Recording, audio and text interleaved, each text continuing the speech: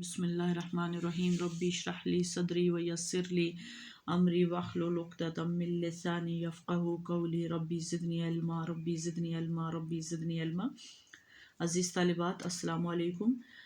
आज इस्लामियात की क्लास में इंशाअल्लाह हम मुंतहिब आयात व अहदीस में से आयत नंबर 7 और हदीस नंबर 6 पढ़ेंगे। तो सबसे पहले शुरू करते हैं। आयात में से आयत नंबर 7 आपको सामने स्क्रीन पर दिखाई दे रही है। बिस्मिल्लाहिर्रहमानिर्रहीम। वमा अताकुमुर रसूल फ़ख़ुज़ूहु वमा नहाकुम अन्हु फ़ंतहू। तर्जुमा, और जो कुछ तुम्हें रसूल दे दें वो ले लो, और जिससे तुम्हें मना करें उससे रुक जाओ, यानी मना हो जाओ। अज़ीज़ तालिबात, इस आयत का मौजू है इताअत रसूल सल्लल्लाहु अलैहि वसल्लम। शान नुज़ूल के अतबार से वाक़या कुछ यूँ है कि जब मदीना के यहूदियों ने रसूलुल्लाह सल्लल्लाहु अलैहि वसल्लम से बदअहदी की, यहाँ तक कि उन्होंने रसूलुल्लाह सल्लल्लाहु अलैहि वसल्लम को नाउज़ बिल्लाह कत्ल करने की नापाक कोशिशें शुरू कर दी, तो अल्लाह ताला के हुक्म से रसूलुल्लाह सल्लल्लाहु अलैहि वसल्लम के साथ तमाम सहाबा इकराम ने मिलकर उनका मुआसरा कर लिया। इरादा था कि उनसे लड़ेंगे, लेकिन आम लड़ाई की नौबत नहीं आई। यहूदियों ने घबरा कर सुलह की दरख्वास्त कर ली। आखिर में फ़ैसला ये हुआ कि यहाँ से मदीना से वो लोग निकल जाएं और जो माल उठाकर साथ ले जा सकते हैं ले जाएं। बाकी मकानात, ज़मीन, बागात वग़ैरह पर मुसलमान काबिज़ हो गए। तो अल्लाह ताला ने वो ज़मीन और बाकी चीज़ें जो माल गनीमत की तरह तकसीम नहीं करवाई, बल्कि रसूलुल्लाह सल्लल्लाहु अलैहि वसल्लम को इख्तियार दे दिया। आप सल्लल्लाहु अलैहि वसल्लम ने अक्सर उसमें से ज़मीनें, मकानात और बागात वग़ैरह जो थे वो मुहाजिरीन में तकसीम कर दिए। चूँकि ये तकसीम माल गनीमत की तकसीम के ख़िलाफ़ थी, इसलिए बाज़ लोगों के दिलों में शक पैदा हुआ, जिस पर यह आयत नाज़िल हुई और इसमें यह हुक्म आया कि जिस तरह रसूलुल्लाह सल्लल्लाहु अलैहि वसल्लम ने तकसीम फरमाई है बिल्कुल दुरुस्त है। अज़ीज़ तालिबात, इस आयत करीमा के अल्फाज अगरचा माल गनीमत के बारे में हैं, लेकिन इसका मफ़हूम आम है कि जो कोई हुक्म या माल या कोई चीज़ रसूलुल्लाह सल्लल्लाहु अलैहि वसल्लम किसी को अता फ़रमाएं उसे ले लेना चाहिए, और जिस तरह वो अमल के लिए कहें उसी तरह तैयार हो जाना चाहिए, और जिस चीज़ से रसूलुल्लाह सल्लल्लाहु अलैहि वसल्लम रोक दें उससे रुक जाना चाहिए। लिहाजा बहुत से सहाबा इकराम ने इस आम मफ़हूम को इख्तियार करके रसूलुल्लाह सल्लल्लाहु अलैहि वसल्लम के हर हुक्म को इस आयत की बिना पर कुरान ही का हुक्म करार दिया। जब हम रसूलुल्लाह सल्लल्लाहु अलैहि वसल्लम की इताअत करेंगे तो ये हकीकत में खालिक कायनात की इताअत होगी, जैसा कि अल्लाह ताला का इरशाद है। सूरह नसा की आयत नंबर 80 में अल्लाह ताला इरशाद फरमाते हैं, वमा युति रसूल फ़क़द अताअल्लाहु। तर्जुमा, जिसने रसूल की इताअत की बेशक उसने अल्लाह की इताअत की। अल्लाह ताला की मोहब्बत का दारो मदार भी इत्तिबाए रसूल सल्लल्लाहु अलैहि वसल्लम पर है, जैसा कि अल्लाह ताला सूरह आले इमरान की आयत नंबर 31 में इरशाद फरमाते हैं, कुल इन कुंतुम तुहिब्बूनल्लाह फत्तबिऊनी युहब्बिबकुमुल्लाह। आप सल्लल्लाहु अलैहि वसल्लम कह दीजिए, अगर तुम अल्लाह से मोहब्बत करना चाहते हो तो मेरी इत्तिबा करो, अल्लाह तुमसे मोहब्बत करेगा। अज़ीज़ तालिबात, इस आयत करीमा से मालूम होता है कि ज़िंदगी के हर अमल में रसूलुल्लाह सल्लल्लाहु अलैहि वसल्लम की इत्तिबा ज़रूरी है। यही इस्लामी ज़िंदगी गुजारने का सही तरीका भी है। सहाबा कराम रसूलुल्लाह सल्लल्लाहु अलैहि वसल्लम की ज़ात से बेपनाह मोहब्बत, इश्क़ और अक़ीदत रखते थे, और वो हज़ूर सल्लल्लाहु अलैहि वसल्लम के हर हुक्म और इशारे को दिलो जान से तस्लीम भी करते थे। एक वाक़या है कि एक मरतबा एक सहाबी रसूलुल्लाह सल्लल्लाहु अलैहि वसल्लम की मजलिस में हाज़िर हुए, तो उन्होंने सोने की अंगूठी पहनी हुई थी।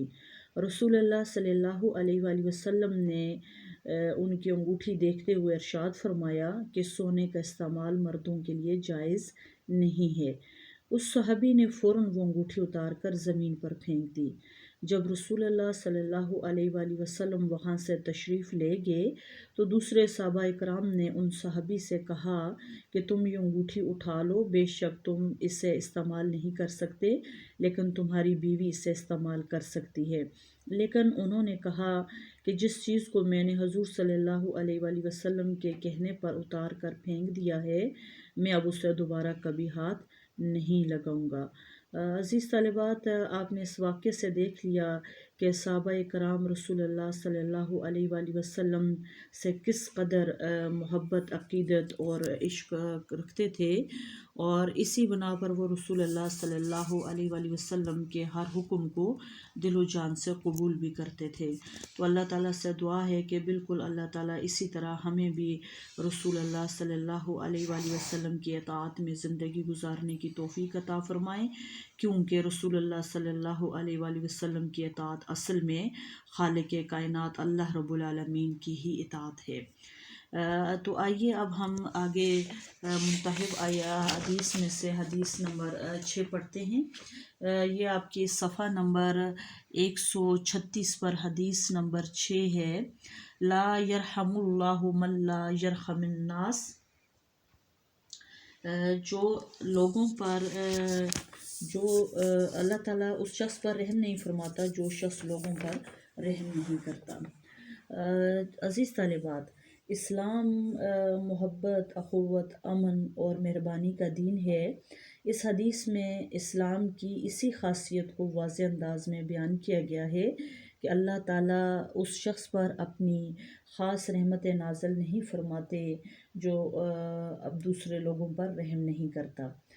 لوگوں پر رحم کرنے سے مراد یہ ہے کہ مخلوق خدا کے ساتھ نرمی سے پیش آیا جائے، حاجت مندوں کی ضروریات پوری کی جائیں، عفو درگزر کیا جائے، اخوت اور بھائی چارے کو فروغ دیا جائے، ہمدردی کا مظاہرہ کیا جائے، کیونکہ ارشاد ہے کہ تم زمین والوں پر رحم کرو، آسمانوں والا تم پر رحم کرے گا۔ حضور صلی اللہ علیہ وآلہ وسلم فرماتے ہیں کہ مخلوق خدا پر رحم اور شفقت کرنے والوں پر رحمان کی رحمت نازل ہوتی ہے، لہٰذا تم زمین والوں پر رحم و شفقت کرو تاکہ آسمانوں والا تم پر رحم کرے۔ زمین والوں سے مراد یہاں پر تمام جاندار ہیں، ہاں وہ حیوان ہوں یا انسان۔ اگر انسان ہوں تو چاہے وہ نیک ہوں یا بد، تمام کے تمام رحم کے مستحق ہیں۔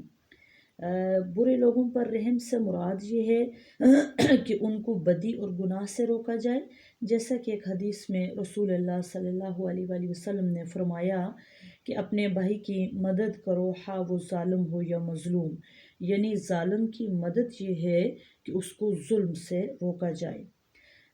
آسمان والوں سے مراد اللہ تعالیٰ کی ذات ہے، جس کا کمال قدرت اور سلطنت آسمان میں ہے، یا اس سے مراد ملائکہ بھی ہو سکتے ہیں۔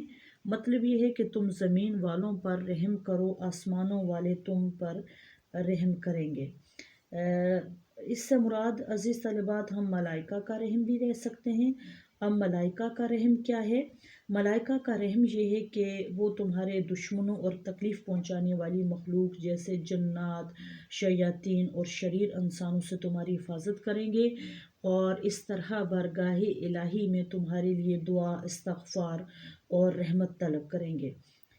رسول اللہ صلی اللہ علیہ وآلہ وسلم ارشاد فرماتے ہیں کہ بے شک اللہ تعالیٰ کی ذات نرم اور مہربان ہے، نرمی اور مہربانی کو اللہ تعالیٰ پسند فرماتا ہے۔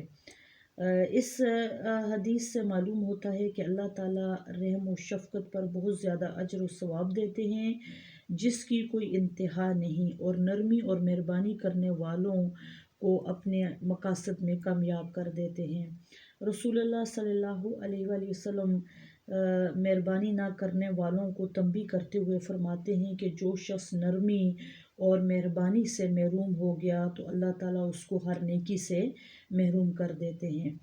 عزیز طالبات، اس حدیث سے یہ پتہ چلتا ہے کہ جو شخص نرمی اور مہربانی سے محروم ہو اور ان کی خوبیوں میں یہ چیز شامل نہ ہو تو وہ تمام بھلائیوں سے محروم ہو جاتا ہے۔ گویا نرمی اور مہربانی تمام بھلائیوں کا ذریعہ ہے۔ تو اللہ تعالیٰ سے دعا ہے کہ اللہ تعالیٰ ہمیں اس حدیث پر عمل پیرا ہوتے ہوئے توفیق عطا فرمائے کہ ہم بھلائی اور نرمی کا انداز اختیار کریں، اور تاکہ ہم تمام بھلائیوں کے مستحق ہو جائیں۔ آپ نے آئندہ کلاس کے لیے اس حدیث اور آیت کو تیار کر کے آنا ہے، انشاءاللہ آپ کا تحریری ٹیسٹ لیا جائے گا، اور حدیث نمبر 6 اور آیت نمبر 7 کا ترجمہ و تشریح بھی اپنے پاس لکھ کر لانی ہے۔ السلام علیکم۔